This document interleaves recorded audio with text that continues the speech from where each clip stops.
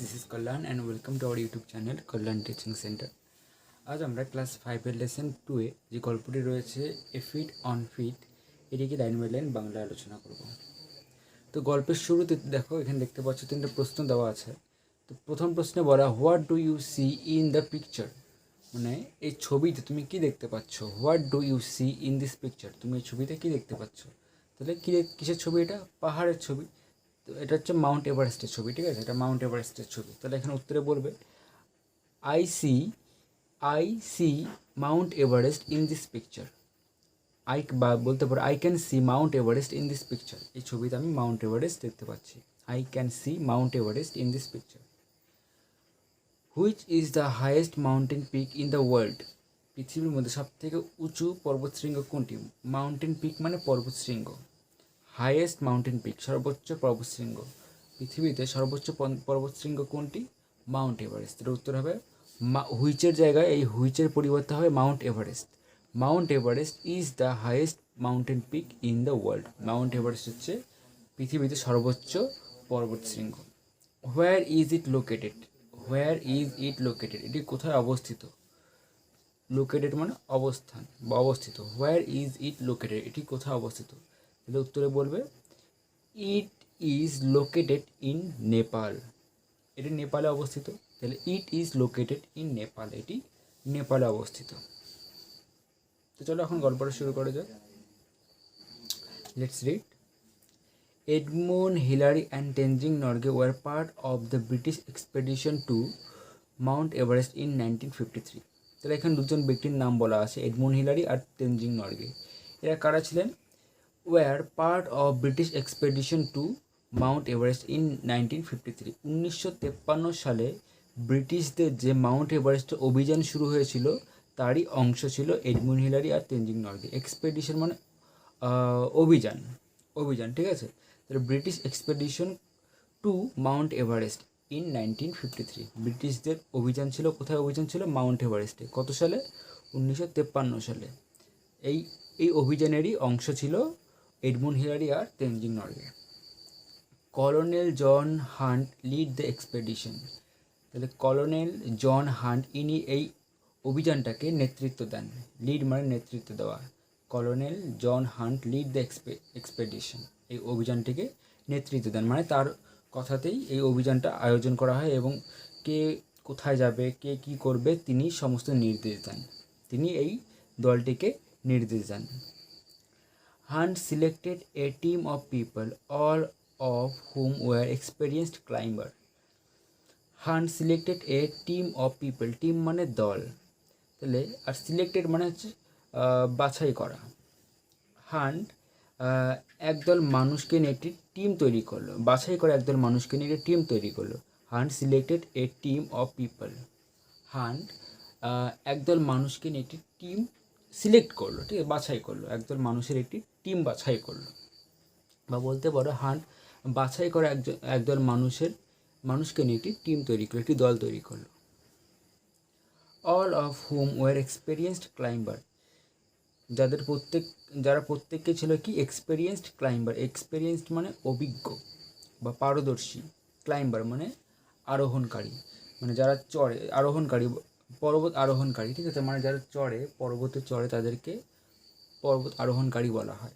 তাহলে ক্লাইম্বার্স মানে আরোহণকারী, মানে যারা পর্বতে চড়ে তাদের কথা বলা আছে। তাহলে তারা এই 11 জন hunt selected a team of people. Hunt বাছাই করা কিছু মানুষকে নিয়ে একটি দল তৈরি করলো। All of whom were experienced climber, যারা প্রত্যেকে ছিল কি? অভিজ্ঞ আরোহণকারী বা দক্ষ আরোহণকারী। সেই দলের প্রত্যেকটা ব্যক্তি ছিল অভিজ্ঞ আরোহণকারী।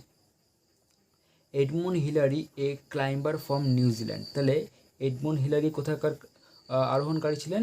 এ ক্লাইম্বার অফ নিউজিল্যান্ড, তিনি নিউজিল্যান্ডের আরোহণকারী ছিলেন। অ্যান্ড তেনজিং নরগে ছিলেন এ শেপার্ড ফ্রম ইন্ডিয়া, ভারতের একজন শেরপা ফ্রম ইন্ডিয়া, ভারতের একজন শেরপা কাদের বলা হয়? নেপাল এবং তিব্বতের যে বর্ডারটা রয়েছে সেই বর্ডারে এক জাতির মানুষ বাস করে, তাদেরকেই শেরপা বলা হয়। তো তো তেনজিং নরগে ছিলেন একজন শেরপা, ভারতের একজন Sherpa. Were among the 11 chosen climber. তাহলে এই এডমন্ড হিলারি আর তেনজিং নরগে তারা যে 11 জন লোককে বাছাই করা হয়েছিল তাদের মধ্যেই ছিল দুজন, ঠিক আছে। 11 জন বাছাই করা লোকের মধ্যে তেনজিং নরগে এবং এডমন্ড হিলারিও ছিলেন।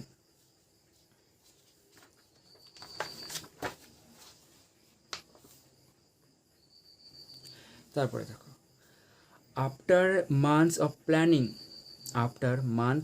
প্ল্যানিং, মান্থ মানে হচ্ছে মাস, আর মান্থস মানে কয়েক মাসের কথা বলা আছে, ঠিক আছে। তাহলে আফটার মান্থস অফ প্ল্যানিং, কয়েক মাসের পরিকল্পনার পর, প্ল্যানিং মানে পরিকল্পনা, কয়েক মাসের পরিকল্পনার পর, আফটার মানে পর বা পরে, আফটার মান্থস অফ প্ল্যানিং, কয়েক মাসের পরিকল্পনার পর, the team began to climb, সেই টিম মানে দল, সেই দলটি আরোহণ শুরু করলো। বিগান মানে শুরু করা বা আরম্ভ করা, টু ক্লাইম্ব মানে আরোহণ করা বা চড়া, তাদের পর্বত আরোহণ বা পর্বতে চড়া শুরু করলো। কয়েক মাসের পরিকল্পনার পর সেই দলটি পর্বত আরোহণ শুরু করলো। Out of all the climbers on the expedition, only 4 would get a chance to make an attempt to reach the summit. Out of মানে মধ্যে, out of all the climbers, সে সমস্ত আরোহণকারীদের মধ্যে, অন দ্য এক্সপেডিশন এই অভিযানে সমস্ত আরোহণকারীদের মধ্যে only 4 would get a chance to make an attempt to reach the summit. এই সমস্ত আরোহণকারীদের মধ্যে অনলি 4, শুধুমাত্র 4 জন গেট এ চান্স, এক সুযোগ পেয়েছিল। কি সুযোগ? To make an attempt to reach the summit, সে চূড়াতে ওঠার, মাউন্ট এভারেস্টের চূড়াতে ওঠার সুযোগ পেয়েছিল। সমস্ত আরোহণকারী মানে কতজন আরোহণকারী সিলেক্ট করা হয়েছিল? 11 জন। সেই 11 জনের মধ্যে মাত্র 4 জন চান্স পেয়েছিল, সুযোগ পেয়েছিল মাউন্ট এভারেস্টের চূড়ায় ওঠার জন্য। সামিট মানে চূড়া, পর্বতের চূড়াকে ইংরেজিতে সামিট বলা হয়।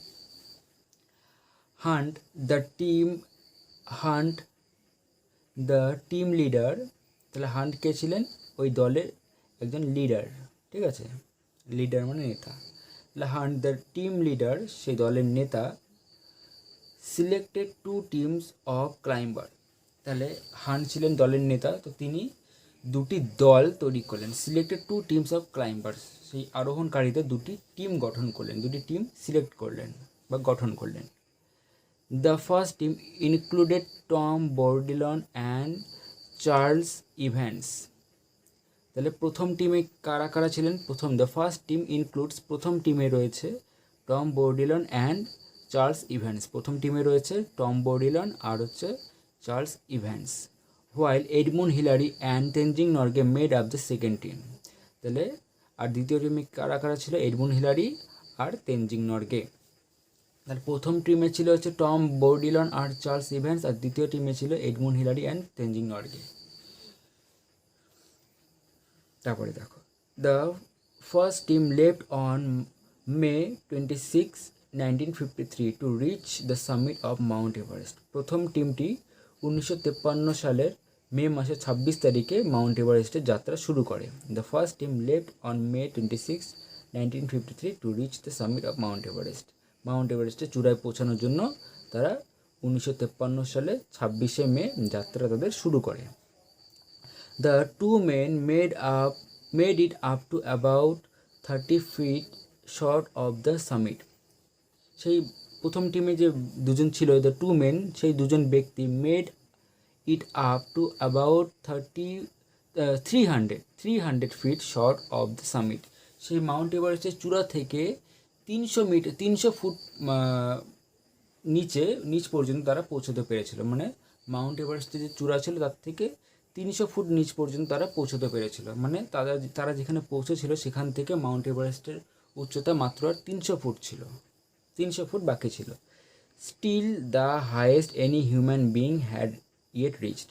300 ফুট বাকি ছিল, যতটুকু পর্যন্ত তারা পৌঁছতে পেরেছিল সেটাই ছিল তখন পর্যন্ত মানুষের ওঠা সব থেকে উঁচু স্থান, ঠিক আছে। আজ পর্যন্ত কেউ তার আগে কোনো মানুষ পৌঁছতে পারেনি। তারা যতটুকু পর্যন্ত পৌঁছতে পেরেছে তাদের আগে অতটুকু পর্যন্ত কেউ পৌঁছাতে পারেনি।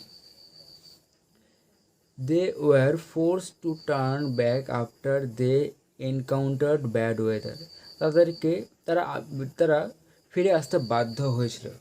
They were force to turn back, তারা ফিরে আসতে বাধ্য হয়েছিল। ফোর্স মানে বাধ্য হওয়া। দে ওয়ার ফোর্স, তারা বাধ্য হয়েছিল। To turn back, turn back মানে ফিরে আসতে। কেন? After they encounter bad weather. Encounter মানে হচ্ছে মুখোমুখি হওয়া। তাহলে ব্যাড ওয়েদার, ওয়েদার মানে আবহাওয়া। তাহলে খারাপ আবহাওয়ার মুখোমুখি হওয়ার ফলে তাদেরকে ফিরে আসতে হয়, তারা ফিরে আসতে বাধ্য হয়। At 4 a.m. on May 29, 1953, তাহলে 1953 সালে 29শে মে, সময় কয়টা? সময় হচ্ছে সকাল 4টা, 4 a.m. ঠিক আছে। AM হচ্ছে সকাল, আর PM হচ্ছে রাত্রি 12টা থেকে দুপুর 12টা পর্যন্ত হচ্ছে AM, আর দুপুর 12টা থেকে আবার রাত্রি 12টা পর্যন্ত হচ্ছে PM। তাহলে সকাল 4টা, সকাল 4টা, আর তারিখ ছিল মে মাসের 29 তারিখ, আর সাল ছিল 1953 সাল। তাহলে Hillary and Norgay woke and got ready for their climb. তাহলে হিলারি এবং নর্গে, ওক মানে জেগে ওঠা, ঘুম থেকে ওঠা, woke and got ready for their climb, ঘুম থেকে উঠলো এবং তাদের আরোহণের জন্য প্রস্তুতি নিল। রেডি মানে প্রস্তুতি নেওয়া, গট রেডি প্রস্তুতি নিল, ফর দেয়ার ক্লাইম্ব তাদের আরোহণের জন্য তারা প্রস্তুতি নিল। তো সময় কটা ছিল? সময় ছিল 4টা, সকাল 4টা, 4 a.m. Hillary discovered that his boot had frozen and spent 2 hours defrosing them. Hillary discovered, Hillary আবিষ্কার করলো বা হিলারি দেখতে পেল, দ্যাট যে, হিলারি দেখতে পেল যে, হিজ বুটস, বুটস মানে তার বুট জুতো, হিজ বুটস হ্যাড ফ্রোজেন, তার বুট জুতোগুলো জমে গেছে। ঠিক আছে, বরফে, ঠান্ডাতে সেখানে জমে গেছে, তার বুট জুতোগুলো জমে গেছে ঠান্ডাতে। অ্যান্ড স্পেন্ড 2 আওয়ার্স, এবং 2 ঘন্টা অতিবাহিত করতে হলো কিসের জন্য? স্পেন্ড 2 আওয়ার্স ডিফ্রোজিং দেম, সেই বরফগুলোকে ভাঙার জন্য, সেই বরফগুলোকে গলানোর জন্য তাদেরকে 2 ঘন্টা অতিবাহিত করতে হলো। The 2 men left camp at 6:30 a.m. সেই দুজন ব্যক্তি, দ্য 2 men, সেই ব্যক্তি দুজন, লেফট ক্যাম্প, তাদের ক্যাম্প ছাড়লো। কটার সময় ক্যাম্প ছাড়লো? At 6:30 a.m. সকাল 6:30টার দিকে তাদের ক্যাম্প ছাড়লো। তারা ক্যাম্প মানে শিবির, তারা যেখানে আশ্রয় নিয়েছিল সেখান থেকে তারা 6:30 রওনা দিল। আপন their climb they came upon one particular difficult rock face, but Hillary found a way to climb it. Upon their climb, তাদের আরোহণের সময়, ক্লাইম্ব মানে আরোহণ, পর্বতে চড়া।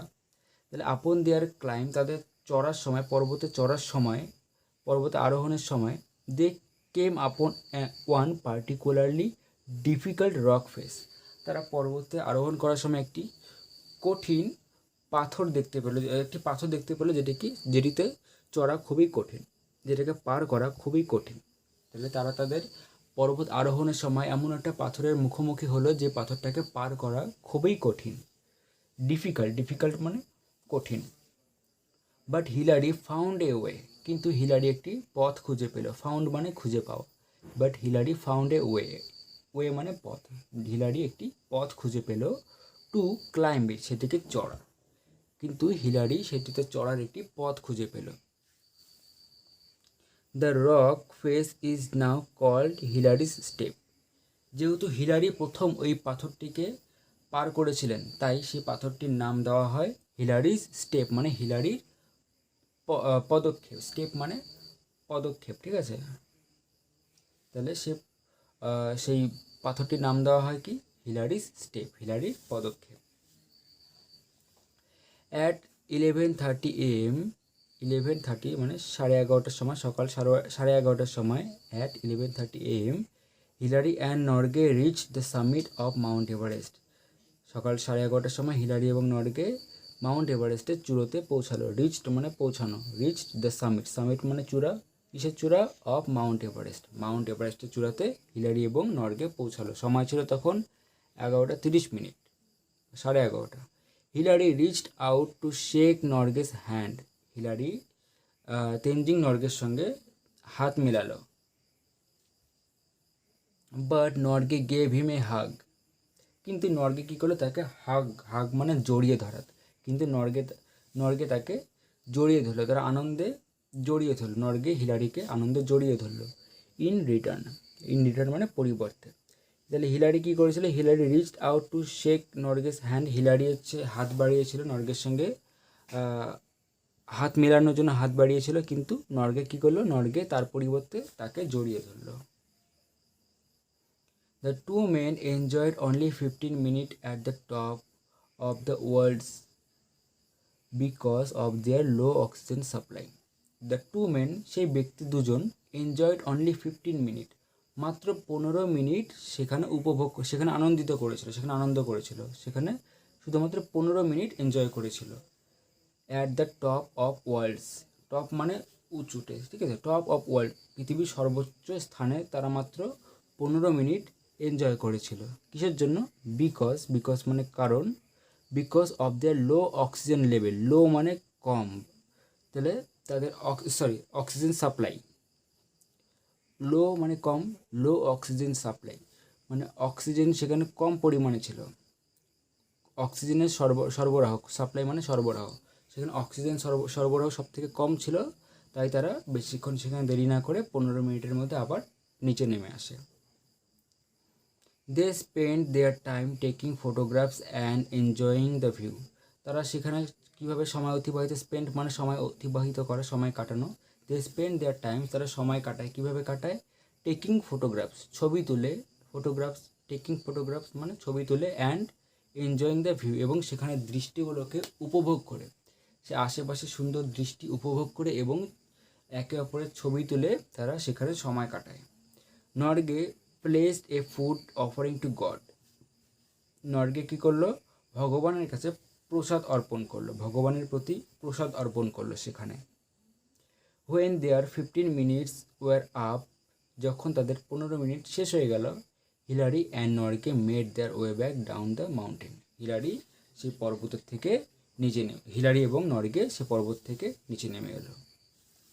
তাহলে তারা পর্বত চূড়ায় পৌঁছায় হচ্ছে 11:30 মিনিটে, আর তারা সেখানে সময় কাটায় 15 মিনিট, আর তারা ফিরে আসে তাহলে কয়টার সময়, দেখো ফিরে আসার সময়টা এখানে বলা নেই, তাহলে তারা পৌঁছায় হচ্ছে 11:30 মিনিট আর সেখানে সময় কাটায় 15 মিনিট, তাহলে টোটাল হলো 11:45 মিনিট, তাহলে তারা নিচে নেমে আসে 11:45 মিনিটে। বোঝা গেল? 11:45 AM বা সকাল 11:45 মিনিটে তারা সে মাউন্ট এভারেস্টের চূড়া থেকে নিচে নেমে আসে। তারপরে অ্যাক্টিভিটির প্রশ্নোত্তরগুলো দেখো। অ্যাক্টিভিটি 1-এ বলা, what happen on May 29, 1953, follow the given sequence and describe. What happen কী ঘটেছিল, অন May 29, 1953, 1953 সালে মে মাসের 29 তারিখে কী ঘটেছিল সেটা আমাদেরকে নিচে লিখতে হবে। বলছে follow the given sequence and describe, নিচের এই সময় তালিকাগুলো দেওয়া, এটা দেখে দেখে আমাদেরকে এই সময়ে কী কী ঘটেছিল সেটা আমাদেরকে লিখতে হবে। তো প্রথমে সময় দেওয়া 4 AM সকাল 4টা, তারপরে 6:30 AM 6:30 সকাল 6:30, 11:30 AM সকাল 11:30, তারপরে দেওয়া হচ্ছে লাস্টে 11:45 AM সকাল 11:45। কী ঘটেছিল আমাদেরকে লিখতে হবে। দেখো আমি আগে থেকে লিখে রেখেছি। অ্যাক্টিভিটি 1-এর প্রথমে হচ্ছে 4 AM মানে সকাল 4টা, সকাল 4টায় কী ঘটেছিল, Hillary and Norgay woke and got ready for their climb, Hillary এবং নর্গে ঘুম থেকে উঠেছিল এবং got ready for their climb, তাদের আরোহণের জন্য প্রস্তুতি নিয়েছিল, প্রস্তুতি নিয়েছিল, ফর দেয়ার ক্লাইম্ব তাদের আরোহণের জন্য তারা প্রস্তুতি নিয়েছিল।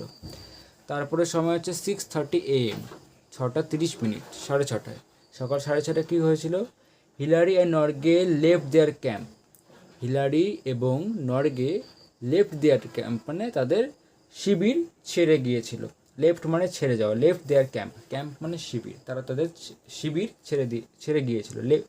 ক্যাম্প হচ্ছে শিবির মানে যেখানে তারা রাত্রেবেলা থেকেছিল, তারা রাত কাটিয়েছিল যেখানে, সেই জায়গাটা ছেড়ে তারা সকাল 6:30টায় রওনা দিয়েছিল। তারপরে 11:30 সকাল 11:30 কী ঘটেছিল, Hillary and Norgay rich the summit of Mount Everest, সকাল 11:30টায় হিলারি এবং নর্গে মাউন্ট এভারেস্টের চূড়ায় পৌঁছেছিল। হিলারি অ্যান্ড নর্গে রিচড মানে পৌঁছেছিল, রিচ মানে পৌঁছানো, আর রিচড লাস্টে ইডি যুক্ত আছে, পাস্ট ফর্ম হয়েছে, তাহলে রিচড রিচড মানে পৌঁছেছিল। তাহলে Hillary and Norgay reached, Hillary এবং নর্গে পৌঁছেছিল দ্য সামিট, সামিট মানে চূড়া, the summit of Mount Everest, Mount এভারেস্টের চূড়ায় পৌঁছেছিল। তারপরে 11:45 AM মানে সকাল 11:45। দেখো আমরা গল্পে পড়েছিলাম যে তারা 11:30 মাউন্ট এভারেস্টের চূড়ায় পৌঁছায় এবং 15 মিনিট তারা সেখানে সময় কাটায়। তারা 11:30 যদি পৌঁছায় এবং 15 মিনিট যদি সময় কাটায়, 15 মিনিট সময় কাটানোর পর যদি তারা নেমে আসে, তাহলে 11:30 আর 15 কত হয়? 11:45। তাহলে তারা 11:45 সেই মাউন্ট এভারেস্টের চূড়া থেকে নেমে আসে। তাহলে 11:45 তারা নেমে আসে। তাহলে 11:45 কী হয়েছিল? Hillary and Norgay made their way back down the mountain, Hillary এবং নর্গে সে পর্বত থেকে নিচে নেমে আসে। তারপরে অ্যাক্টিভিটি 2 দেখো, অ্যাক্টিভিটি 2 এর number, find out the names of glaciers from the route map of Hillary and Tenzing, working group 1 is done for you. মানে হিলারি এবং নর্গে যে পথ দিয়ে গিয়েছিল সেই পথে কিছু গ্লেশিয়ার মানে হিমবাহ আছে, সেই হিমবাহগুলোর নাম আমাদেরকে বের করতে হবে। তো এই দেখো এই ম্যাপটা দেখো, এই ম্যাপের মধ্যে তোমরা আশা করি এই সবুজ দাগটা দেখতে পাচ্ছ, এটা হচ্ছে সেই পথ যে পথ দিয়ে হিলারি এবং নর্গে মাউন্ট এভারেস্টের চূড়া পর্যন্ত গিয়েছিল। এই পথ দিয়ে যাওয়ার সময় তারা কিছু গ্লেশিয়ার অর্থাৎ হিমবাহ দেখতে পায়, সেই হিমবাহগুলোর নাম আমাদেরকে লিখতে হবে। তো একটা হিমবাহের নাম এখানে লিখে দেওয়া আছে আগে থেকেই, ইস্ট রংবুক গ্লেশিয়ার, বাকিগুলোর নাম আমাদেরকে বের করতে হবে। তো এই দেখো এখান দিয়ে যাওয়ার সময় তারা এখান থেকে তারা যাত্রা শুরু করে আর এইখানে তাদের যাত্রা শেষ হয়। এখান থেকে যাত্রা শুরু করে এই রাস্তা দিয়ে গিয়ে তাদের এই জায়গাটাতে যাত্রা শেষ হয়। তাহলে এই পথ দিয়ে যাওয়ার সময় কি কি গ্লেশিয়ার আছে দেখো, প্রথমে আছে খুম্বু গ্লেশিয়ার, এই যে খুম্বু গ্লেশিয়ার। তারপরে এই যে এখানে আছে হচ্ছে কাংসুং গ্লেশিয়ার, ঠিক আছে, কাংসুং গ্লেশিয়ার। আর সবার শেষে আছে হচ্ছে এই যে একদম উপরে ইস্ট রংবুক গ্লেশিয়ার। তাহলে আমাদেরকে এটা লিখতে হবে। এই দেখো আমি আগে থেকে লিখে রেখেছি, এই অ্যাক্টিভিটি 2 এর এ। তাহলে প্রথম হচ্ছে ইস্ট রংবুক গ্লেশিয়ার, তারপর হচ্ছে খুম্বু গ্লেশিয়ার, আর সবার শেষে হচ্ছে কাংসুং গ্লেশিয়ার, কাংসুং গ্লেশিয়ার। বোঝা গেল? 3টা গ্লেশিয়ার, 3টা হিমবাহ। অ্যাক্টিভিটি 2 এর বি এ বলা, arrange the glacier from north to south, 1 is done for you. North মানে হচ্ছে উত্তর, সাউথ মানে দক্ষিণ। উত্তর থেকে দক্ষিণ পর্যন্ত যে সমস্ত গ্লেশিয়ারগুলো আছে, যে সমস্ত হিমবাহগুলো আছে, সেগুলোকে পরপর সাজাতে হবে। মানে উত্তর থেকে দক্ষিণ পর্যন্ত গ্লেশিয়ারগুলোকে আমাদেরকে তালিকাবদ্ধভাবে সাজাতে হবে। 1 ইজ ডান ফর ইউ একটা করে দেওয়া আছে। তো প্রথমটার নাম কি? East Rongbuk glacier. তো এটা হচ্ছে একদম উপরে, উত্তর থেকে দক্ষিণ। দেখো এই যে এই ম্যাপে দেখো, উপরটা হচ্ছে উত্তর, এটা দক্ষিণ, ডান পাশে হচ্ছে পূর্ব, বাঁ পাশে হচ্ছে পশ্চিম। তাহলে আমাদেরকে বলছে উত্তর থেকে দক্ষিণ পর্যন্ত গ্লেশিয়ারগুলোকে আমাদেরকে তালিকাবদ্ধভাবে সাজাতে, উত্তর থেকে দক্ষিণ পর্যন্ত। উত্তরে প্রথমে আসে হচ্ছে ইস্ট রংবুক গ্লেশিয়ার, তারপর হচ্ছে কাংসুং গ্লেশিয়ার, ঠিক আছে, কাংসুং গ্লেশিয়ার, আর সবার শেষে আসে হচ্ছে খুম্বু গ্লেশিয়ার। তো এইভাবে আমাদেরকে লিখতে হবে। দেখো উত্তরে একদম উত্তরে আছে হচ্ছে উত্তর, আর নিচে দিলাম হচ্ছে ধরো দক্ষিণ।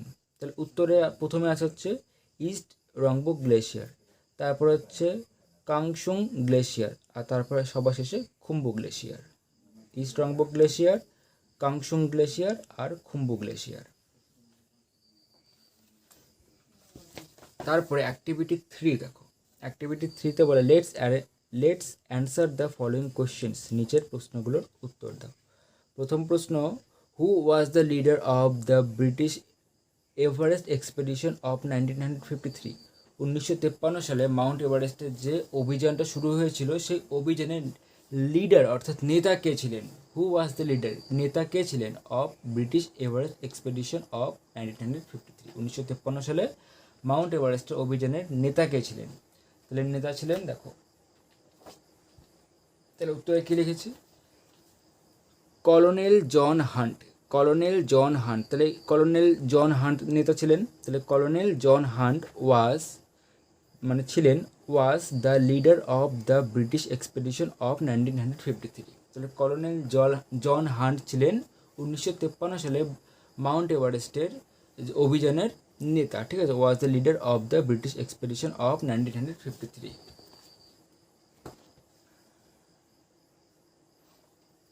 আচ্ছা, এখানে একটা কথা লিখতে ভুলে গেছি, সেটা হচ্ছে এভারেস্ট, EREST। তাহলে colonel John Hunt was the leader of the British Everest expedition of 1953। 1953 সালে মাউন্ট এভারেস্টের অভিযানের নেতা ছিলেন কলোনেল জন হান্ট। এটা আমরা গল্পের শুরুতেই পড়েছি। বি নম্বরে বলা, how many climbers were chosen for the expedition. সেই অভিযানের জন্য কতজন আরোহণকারীকে বেছে নেওয়া হয়েছিল। How many climbers were chosen মানে বেছে নেওয়া বা বাছাই করা। কতজন আরোহণকারীকে বেছে নেওয়া হয়েছিল সেই অভিযানের জন্য। আমরা এখানে প্রথমে পড়েছিলাম যে এই যে Edmund Hillary a climber from New Zealand and Tenzing Norgay a Sherpa from India were among the 11 chosen climbers. 11 chosen climber মানে 11 জন বাছাই করা আরোহণকারী। তাহলে কতজন আরোহণকারীকে বাছাই করা হয়েছিল? 11 জনকে। তাহলে উত্তর আমাদের হবে কি 11। তাহলে আমি উত্তরে লিখেছি 11 climbers were chosen for the expedition. 11 climbers were chosen for the expedition. 11 জন আরোহণকারীকে বেছে নেওয়া হয়েছিল সেই অভিযানের জন্য। তারপরে সি নম্বরে বলা, how many climbers got the chance to climb to the top. কতজন আরোহণকারী সেই চূড়াতে, মাউন্ট এভারেস্টের চূড়াতে পৌঁছানোর সুযোগ পেয়েছিল? কতজন আরোহণকারী সুযোগ পেয়েছিল? এই যে আমরা এখানে দেখো, out of all the climbers on the expedition only 4 would get a chance to make an attempt to reach the summit. মাত্র কতজন? only 4, মাত্র 4 জন সুযোগ পেয়েছিল সেই চূড়ায় পৌঁছানোর জন্য। তাহলে উত্তর কী হবে? 4।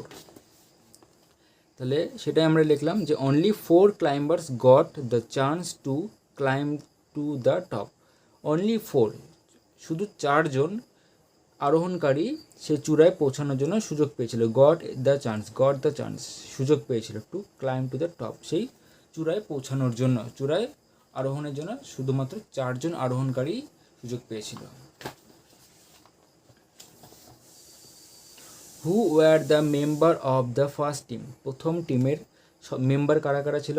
প্রথম টিমে কারা কারা ছিল? এই যে আমরা এখানে পড়েছিলাম, Tom Bourdillon and Charles Evans. The first team includes Tom Bourdillon and Charles Evans. প্রথম টিমে ছিল টম বৌডিলন এবং চার্লস ইভেন্স। তো উত্তরে আমরা সেটা লিখেছি যে Tom Bourdillon and Charles Evans were the members of the first team. প্রথম টিমের সদস্য ছিলেন টম বৌডিলন এবং Charles Evans. Tom Bourdillon and Charles Evans were the member of the first team. Tom Bourdillon এবং চার্লস ইভেন্স ছিলেন প্রথম দলের সদস্য। আজকের ভিডিওটা এই পর্যন্ত থাক। নেক্সট ভিডিওতে আমরা পরের অংশটুকু সলভ করব। যদি ভিডিওটি ভালো লেগে থাকে অবশ্যই লাইক করবে এবং আমাদের চ্যানেলটিকে সাবস্ক্রাইব করবে। ধন্যবাদ।